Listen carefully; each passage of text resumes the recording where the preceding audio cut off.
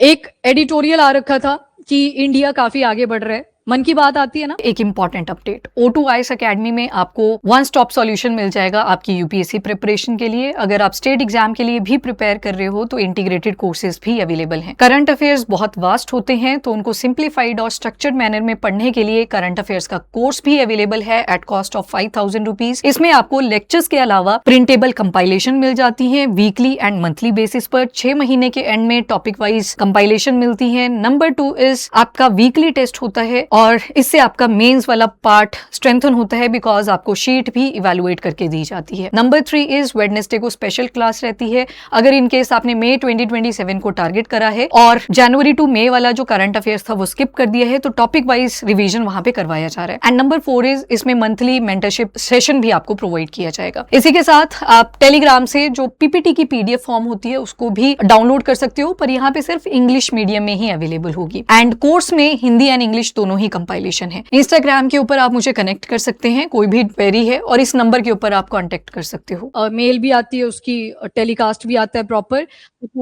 भी आते हैं, कुछ कुछ चीजें बोल के जाते हैं, कहीं काम की हैं तो वो उठा लेनी है आपने।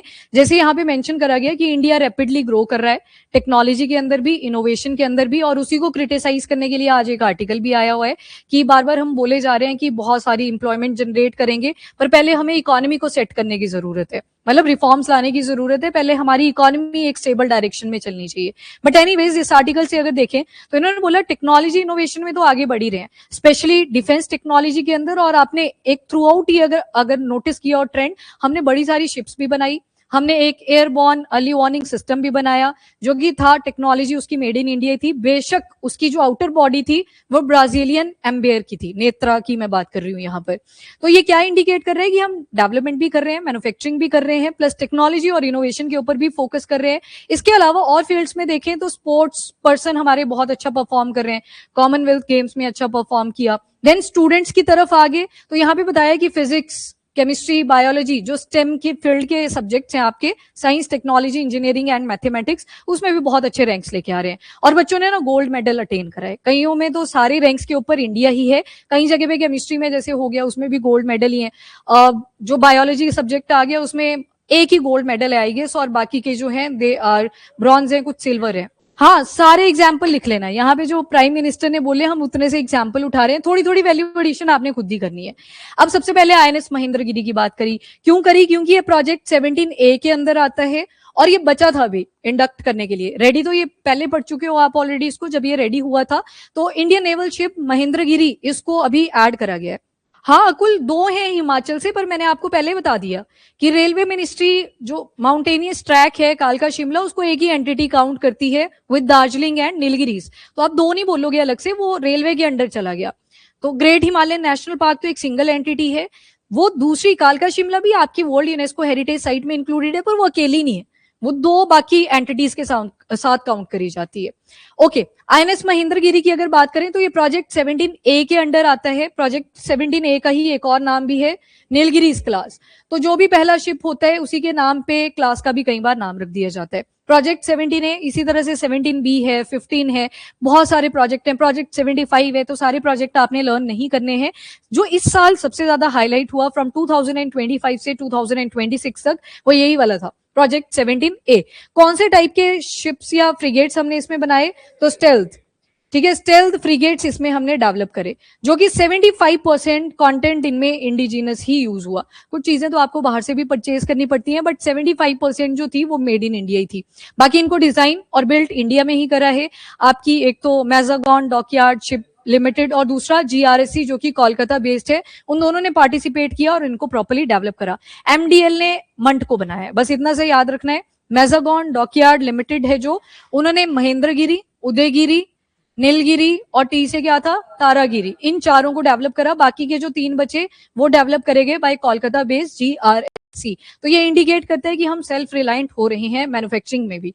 DRDO ने अपना Pinaka long range guided rocket recently test करा था। ये वैसे एक बार हो चुका है, जब 26 जनवरी को शोकेस करा जाता है डिफेंस का, तो उसमें ये डिटेल में है, तो ये चलो रिवाइज कर लेंगे उसी में ही। एंड कुशा मिसाइल को भी टेस्ट करा। आपको ध्यान होगा प्रोजेक्ट कुशा, जिसमें हमने बोला कि अपना made in India air defence system बनाएंगे, क्योंकि सुदर्शन चक्र मिशन के अंदर हमारा जो मेन कंपोनेंट है दैट इज S-400। अब S-400 तो हमने किसी और से परचेज करा है, तो इसी वजह से हमने चलाया प्रोजेक्ट कुशा, और इस प्रोजेक्ट कुशा के अंदर लॉन्ग रेंज की जो मिसाइल्स हैं उनको हम अब टेस्ट कर रहे हैं। वो शुरू हो चुका है, तो इसी चीज को इंडिकेट करा गया कि कुशा मिसाइल भी हमने टेस्ट करी। डिफेंस डिप्लोमेसी अगर देखिए, डिप्लोमेसी इंडिकेट कर रहा है किसी दूसरी कंट्री को अपने डिफेंस इक्विपमेंट हमने बेचे या किसी दूसरी से खरीदे होते, तो वो भी डिप्लोमेसी का एग्जाम्पल आता है। S-400 हमने रशिया से परचेज करा। क्रूज मिसाइल जिसका नाम है ब्रह्मोस, ये हमने रशिया और इंडिया ने दोनों ने मिलकर बनाई। अभी 290 किलोमीटर की रेंज यूजेबल है, सुपरसोनिक है, पर उसको बोला गया है कि 500 किलोमीटर तक भी रेंज को एक्सटेंड करेंगे एंड उसके बाद हाइपरसोनिक भी उसे बनाएंगे। पर उसके ऊपर चल रहे हैं अभी अपडेट्स, बीच बीच में टेस्ट भी होते हैं। बट ये क्या इंडिकेट कर रहा है कि हमने कुछ डिफेंस इक्विपमेंट ना सिर्फ अब बना रहे हैं पर बेचने भी शुरू कर दिए हैं। जैसे इंडोनेशिया में भी प्राइम मिनिस्टर ऑफ इंडिया की विजिट थी, तो यहाँ पे एक एग्रीमेंट साइन हो जाता है, एक ब्रह्मोस मिसाइल को लेके एंड दूसरा अस्त्रा मिसाइल को लेके। ये देख लेना, अस्त्रा लिखा है फ्रॉम ए, तो ए टू एयर टू एयर, ये इसका लॉन्च जो होगा एयर से रहेगा, अटैक भी कहां करेगा, एरियल थ्रेट्स के ऊपर करेगा। तो इसको कंक्लूड करा गया। इसके अलावा फिलीपींस, आपको ध्यान हो अगर, तो फिलीपींस वाज द फर्स्ट जिसने हमसे ब्रह्मोस परचेज करी थी। वियतनाम के साथ भी मेरे ख्याल से साइन हो रखा है। हाँ, वियतनाम थर्ड पे इंडोनेशिया है जो रिसेंट वाला है, यस। तो ग्लोबल कॉन्फिडेंस भी ये बूस्ट कर रहा है कि जो इंडिया के डिफेंस इक्विपमेंट्स हैं वो परचेज वर्दी हैं। तो मतलब हम एक अपना स्टांस क्रिएट कर रहे हैं। इंडियन विमेन्स क्रिकेट टीम ये भी लॉर्ड्स में प्ले करके आई हैं अपना क्रिकेट मैच। तो लॉर्ड्स जिसे होम ऑफ क्रिकेट भी बोला जाता है, वहां पे ये जीते भी। तो ये क्या इंडिकेट कर रहा है कि जो स्पोर्ट्स का फील्ड है उसमें भी हम आगे इमर्ज कर रहे हैं। ये अच्छे से दिखाना होता है, नीतीश ऐसे मत बनाओ कि इतनी भी ज्यादा नहीं है, बट ये इंपॉर्टेंट है स्पोर्ट्स के क्राइटेरिया से। अब देखो, क्रिकेट को पहले से ही बहुत ज्यादा इंपॉर्टेंस मिली है, बाकी कितने ही फील्ड में हम जान पाते हैं किन्हीं लोगों को कि कौन स्पोर्ट्स पर्सन किस फील्ड के साथ एसोसिएटेड है। देन साइंस एंड ओलंपियाड की सक्सेस अगर बताएं, ये सारे मेडल तो याद नहीं करने आपने, बस इतना याद होना चाहिए कि टॉप हमने परफॉर्म करा in the field of physics, chemistry, biology and mathematics. Olympiads होते हैं ना प्रॉपर, साइंस ओलंपियाड दिए कभी किसी ने पेपर? ठीक है, जीते थे कभी? ओ बहुत ठीक है, चलो ठीक है। कई जगह पे तो होते भी नहीं है ना ओलंपियाड, कईयों ने तो सुना ही नहीं होता। जैसे आप थोड़े से रूरल एरिया में जाओगे, कुछ नहीं है ओलंपियाड भैया, उधर पता है कि बोर्ड के पेपर आएंगे तब पढ़ेंगे, बाकी छोड़ो। तो ये ओलंपियाड्स ये इंपॉर्टेंट होते हैं, ये आपके टेम्परामेंट को दिखाते हैं टुवर्ड स्टेम फील्ड, यानी कि science, technology, engineering and mathematics. इसके बाद इनोवेशन को प्रमोट किया हमने, ओलंपियाड्स, हैकाथॉन्स बड़े सारे कंडक्ट करवाए। हैकाथॉन किसी भी चीज के साथ आप जोड़ सकते हो, टेक हैकाथॉन्स भी होते हैं। वैसे स्टेम को लेके ये आपने देखे, ये भी हैकाथॉन्स की कैटेगरी में इंक्लूड होते हैं। मैराथन आती है आपकी, जहां पे आप दौड़ रहे होते हो, कई बार बोल देते हैं ना चलो एक मैराथन सेशन लेते हैं। तो मैराथन क्या इंडिकेट करता है कि भागना है फटाफट से। वैसे हैकाथन एक टर्म यूज कर ली जाती है, कोई भी आप साइंस का एक इवेंट क्रिएट कर रहे हो तो उसमें हैकाथन वर्ड यूज कर लिया जाता है। एक वैदिक मैथ्स का भी आता है वीडियो, तो उसको भी तो हैकाथन ही बोलते हैं। वैसे फटाफट उंगलियां मूव करते हैं और कुछ सॉल्व कर लेते हैं। हाँ ठीक है। नाउ यूथ के ऊपर आ जाते हैं फिर। ये थोड़ा सा बताया पहले तो कि डिफेंस साइंस के अंदर हम कैसे आगे लीड कर रहे हैं, देन उसके बाद यूथ के ऊपर आगे कि यूथ का डिसीजन जो होगा वही डिसाइड करेगा आगे हम कैसे परफॉर्म करने वाले हैं। नाउ 2047 तक हमें बनना है विकसित भारत, और हमारे कुछ युवा की हालत भी बहुत खराब है। उसी को आज क्रिटिसाइज करते हुए एक और एडिटोरियल द हिंदू में भी आया था कि यूथ पे तो बाद में आते हैं, पहले इकोनॉमी को कर लेते हैं। मतलब उन्होंने बचा लिया यूथ को। बट एनीवेज, यहाँ पे एडमिनिस्ट्रेशन भी फेलियर शो करता है। कई बार अकेली एक ही साइड हम नहीं बोलेंगे कि एक ही जगह पे गलती है, तो एडमिनिस्ट्रेटिव फेलियर भी हमें दिखने को मिलते हैं।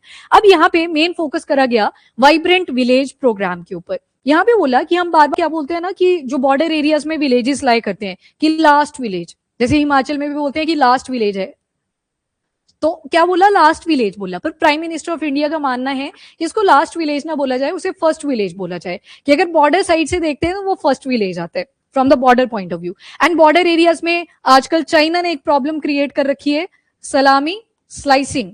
हाँ जी, हैंड रेस क्या था ये? हाँ, जैसे अरुणाचल प्रदेश है, यहाँ पे तिब्बत है बट ऑक्यूपाइड बाय चाइना, और यहाँ पे कौन सी लाइन आती है? मैकमोहन। कौन सी बोली वासु आपने? नहीं, ड्यूरेंट कहाँ पे आएगी? अफगानिस्तान और पाकिस्तान के बीच में। जैसे चाइना है, मैकमोहन लाइन को क्लेम नहीं करता, ये बोलते हैं कि नहीं, ये तो जबरदस्ती वो शिमला एग्रीमेंट वगैरह आया था, आपने ऐसे थोप दी थी हमारे ऊपर। ये यहाँ पे टेक्निक लगाते हैं सलामी स्लाइसिंग की, थोड़े थोड़े विलेज इंफ्रास्ट्रक्चर को रेडी करते रहो और इस तरफ को इन्वेस्ट करते रहो, फिर बाद में बोल देना कि ये एरिया तो हमारा है। तो इसी वजह से यहाँ पे यूथ को बोला गया कि वाइब्रेंट विलेज प्रोग्राम के अंदर यूथ भी पार्टिसिपेट करे। फिर एप्लीकेशन बच्चों से भरवाई गई कि कौन कौन बॉर्डर एरियाज की विजिट लेना चाहते हैं, तो 400 स्टूडेंट को सेलेक्ट भी करा गया। हिमाचल प्रदेश हो गया, लद्दाख है, उत्तराखंड है, अभी इन एरियाज में सिलेक्शन करी गई है कि यहाँ पे आपको लास्ट विलेजेस तक लेके जाएंगे। नहीं, ये प्रोग्राम है, मैं स्कीम की बात नहीं कर रही, ये प्रोग्राम है जिसमें सिर्फ बच्चों को लेके जाएंगे बॉर्डर एरियाज पे। वो स्कीम है जो आप बोल रहे हो, वाइब्रेंट विलेज प्रोग्राम स्कीम, ये सिर्फ एक प्रोग्राम है जिसमें यूथ को लेके जाएंगे, उसी के साथ जुड़ा हुआ है, पर इकोनॉमी के साथ नहीं है। बट यहाँ पे वैल्यू इनकलकेट करना यूथ के अंदर, उसके ऊपर ज्यादा एम्फेसाइज करा गया है कि बच्चे भूल ना जाए कि बॉर्डर एरियाज पे कुछ ऐसे विलेजेस भी लोकेटेड है। तो मतलब एक तरह से पेट्रियोटिक वो जो फीलिंग होती है उसको रिवाइव करना यूथ के अंदर। इंटरनल सिक्योरिटी में डायरेक्ट तो नहीं आएगा, पर यूथ अगर अवेयर रहेगा कि ऐसे विलेजेस भी हमारे एग्जिस्ट करते हैं तो वो एक पेट्रियोटिज्म की सेंस देता है। सिक्योरिटी इन द सेंस कि जब यूथ आने जाने लगेगा तो वहां पे मोबिलिटी बनी रहेगी, ये बोल सकते हो आप। टिपिकल ऐसे नहीं बोलेंगे इंटरनल सिक्योरिटी में इसको जोड़ा गया। हाँ, अवेयरनेस के पॉइंट ऑफ व्यू से आप ऐड कर सकते हो कि गवर्नमेंट क्या एफर्ट डाल रही है कि जो हमारी कनेक्टिविटी है अप टू लास्ट विलेजेस वो कनेक्टेड रहे, तो उसमें आप ऐड कर सकते हो। अच्छा, नेक्स्ट इज बॉर्डर विलेजेस की बात हुई यहाँ पे। सलामी स्लाइसिंग मतलब थोड़ा थोड़ा इंफ्रा बनाओ, आगे आगे बढ़ते चलो, बाद में क्लेम कर दो कि देखो हमारा तो यहाँ पे विलेज सेटअप है, तो ये एरिया किसका आ गया? हमारा आ गया। अच्छा, तोखराम कॉरिडोर भी था, कहाँ पे था ये? तोखराम, TOKHRAM, अरे वो ड्यूरेंट लाइन है ना, उसी पे तो था ये। अभी कॉन्फ्लिक्ट हुआ था बिटवीन पाकिस्तान और अफगानिस्तान, तो ये तोखराम तो बहुत न्यूज में बना हुआ था, ठीक है, तोखराम भी याद रखना।